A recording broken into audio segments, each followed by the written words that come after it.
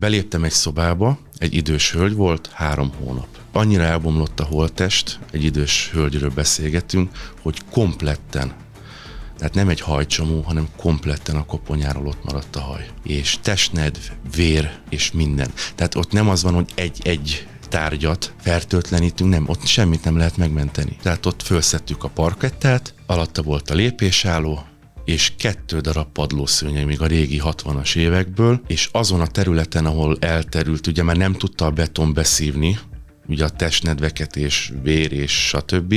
Ott olyan szinten ráragadt a 2 padlószőnyeg, hogy nem tudtuk. Egyszerűen kellett egy óra, komolyan 1 óra hossza egy 3 négyzetméteres területen, mire föl tudtuk szedni. Annyira intenzíve volt a szag, a látvány, hát minden. Hát megmondom az őszintét, hogy nem szoktam kibukni, de volt most erre precedens, hogy úristen, hát láttam egy csomót, de hát, hogy kompletten az...